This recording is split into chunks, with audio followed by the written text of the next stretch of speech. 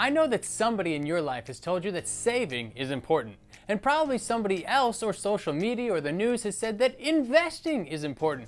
But is one more important than the other? Which one should you be doing right now? How do you even tell the difference? We're going to break down each one so that you have clarity on which one to use and when. Especially for somebody who's new to investing, knowing when and how to save and invest can be a major obstacle. We're going to overcome that obstacle today. Let's get started.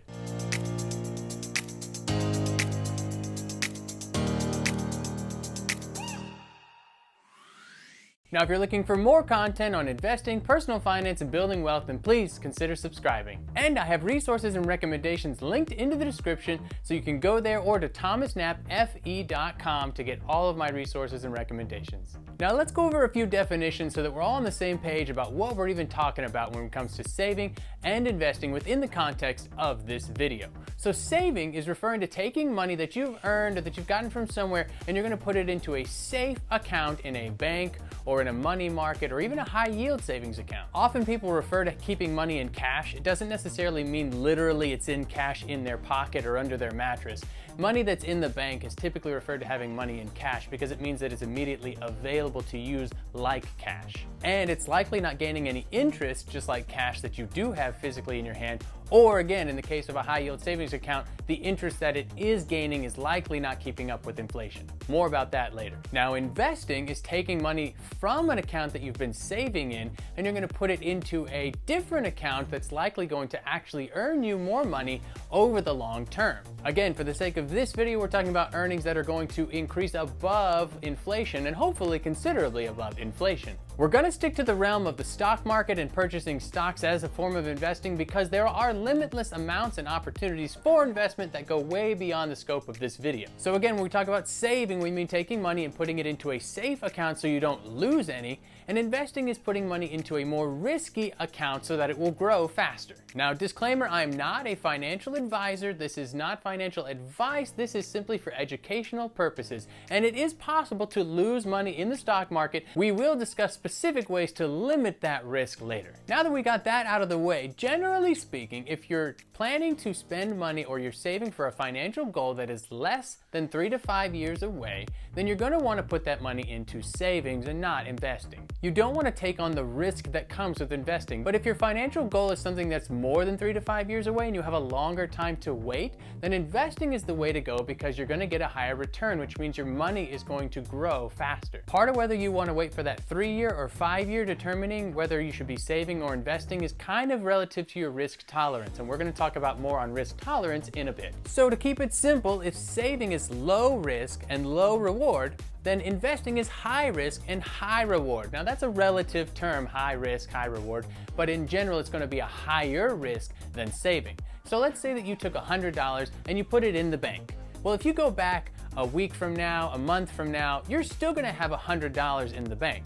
If you put $100 into an investment account via index funds or mutual funds in the stock market, and you go back a week from now or a month from now, you might have $100, you might have more than $100, you might have less than $100, and you could have considerably more or less depending on what has happened in the stock market. That's the risk that we're talking about, and you just don't know. It's called volatility because it changes so quickly. However, if your time frame is long enough, historically the stock market has gone nowhere but up. Doesn't mean every day or every week or every month or even every year that the stock market has gone only up. But if you wait again 3, 5, 10 years or longer, the market from where you are today to where you're going to be 10 years from now, it's going to be higher. It's just how it works. But you have to be able to wait out the ebbs and flows along the way. And that refers to the risk tolerance. So if you're planning on saving money for something like purchasing a car next year, that's something that you're not going to want to invest because of that volatility that comes with investing. It's possible that you put that money into an index fund or a mutual fund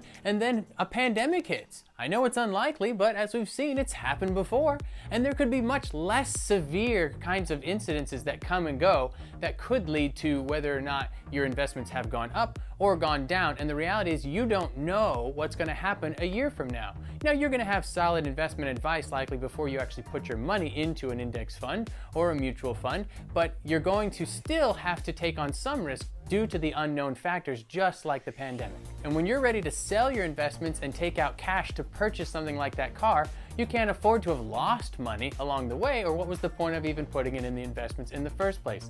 So for things that are financial goals that are a year, maybe 2 years, maybe 3 years away, those types of goals are best saved for savings and not for investments, because you can't handle the volatility and the potential loss that could come with short-term investing. So if stocks are risky and you could lose your money, then why does anyone do it? This is again where inflation comes into account. Inflation is basically the idea that $100 today can't buy as much as $100 did, say, a century ago. If you had $100 then, you could buy a whole lot more stuff than you can today because of inflation. Over time, the value of money decreases, thus requiring you to have more money to buy the same amount of stuff. And typically inflation runs at about a 2 to 3% rate each year. That means what costs you $100 today is going to cost you $102 or $103 a year from now. Now that doesn't apply to every item across the board, but on average, the value or the cost of items will increase over time. So if your money's in a bank account getting an average rate of return of 0.01%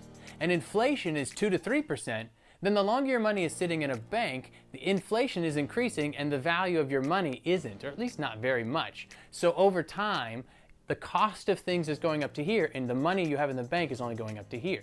However, if you invest into stock markets via index funds, mutual funds, and things that kind of keep up with the average of the market, as inflation increases here, your value and increase of your returns each year is actually going to be up here. So as inflation goes up, your money goes up faster. That's why people invest. But again, the short-term gains could be more or less than what you put in. The long-term gains are where the real benefits come in. So to summarize, saving is low risk, low reward, but it is safe. It does provide you immediate access to your money, and it's generally better for short-term goals. Investing, however, is a higher risk, but comes with a higher potential reward. There are no guarantees in investing. It may take a few days at least to get access to your cash, and it's typically better for long-term goals. So taking that into account, it's really true that everybody should be doing a little bit of both, saving and investing. So how do we figure out when to be doing which one? Saving's good if your goal is less than 3 to 5 years away. If you don't want to take on the risk with your money that comes with investing, you need to have fast access to the funds that you're using. Or if you just want to make sure, again, that it's safe via FDIC insurance. That basically means the government is insuring what you have in the bank, so you're not going to lose that money. So go ahead and invest your money when you have something where a goal is more than 3 to 5 years. If you think about things like retirement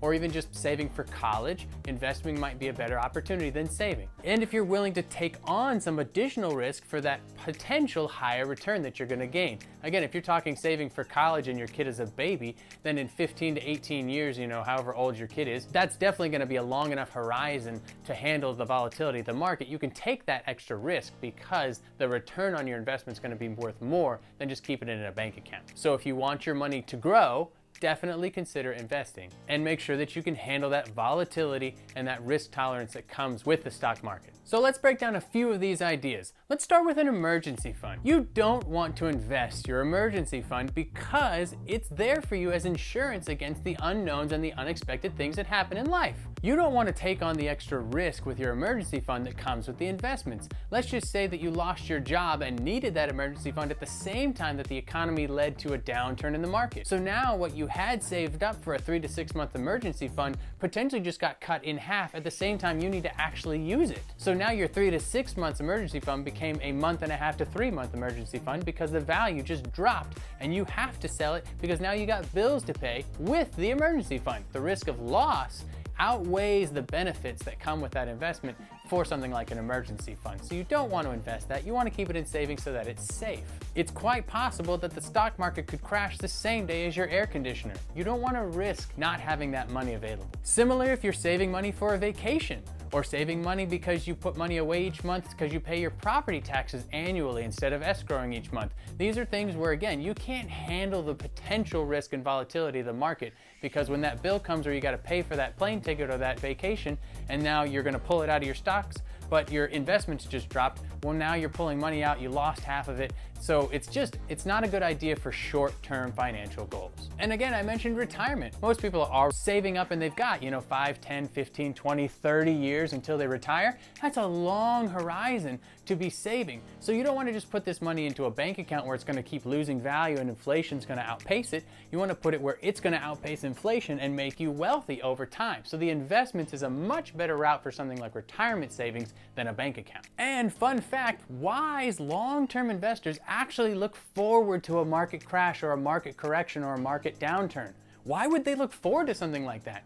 Because basically you're getting investments at a discounted price. If the value was at $100 for a certain stock and it dropped in half to 50 and you're buying that stock, it's like it just went on clearance and you just got something for half off. If you're selling your stock and it went from 100 to 50 and you sold it, you just lost half the value of your stock because you sold it. But if you hang on to it and it comes back, you didn't lose any money. And that's the benefit of long-term investing with the stock market. Even in a time where the market goes down, you only lose money if you sell. You only lost value, but you still own it. If you don't sell it, you still own it. So you can wait until that value increases back to what it was and ultimately exceeds that amount before you sell if you don't need it. That's why an emergency fund is bad investment, because you might need it at a time where it's low and you don't have a choice but to withdraw it, which means you've locked in the losses. You've locked in that loss of cash, of money, as opposed to simply losing value, hanging on to that investment, letting it recover, and then you can sell it later on at a time that makes more sense financially. Now, if you're a beginner investor, I'm gonna have a future video coming out that talks about the basics that you need to think of as a beginner.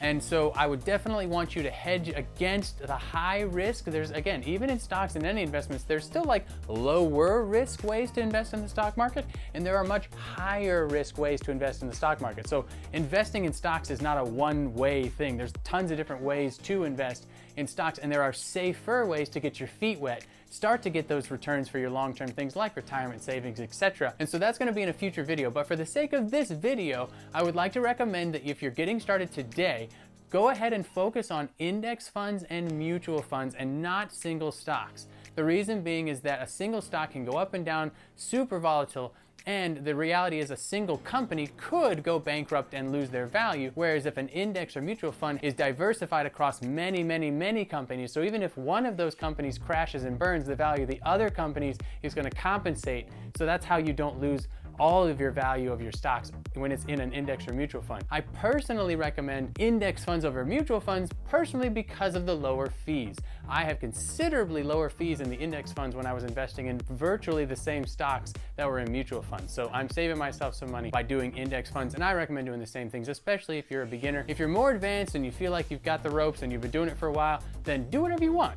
So use your own mind, use your own experience and knowledge, and make your own decisions. But if you've never done it before, a safe way to go is mutual funds and index funds to get started. And if you're interested in more investing, more in building wealth, more on personal finance, then please consider subscribing to the channel and hit the bell icon so you get notified every time a new video posts. And if you enjoyed this video, you're definitely going to enjoy this video over here. I've got a playlist right there for you, or you can head straight to the channel and check out all the videos that I've made for you. Money management is a mindset, so stay empowered, and we'll see you next time.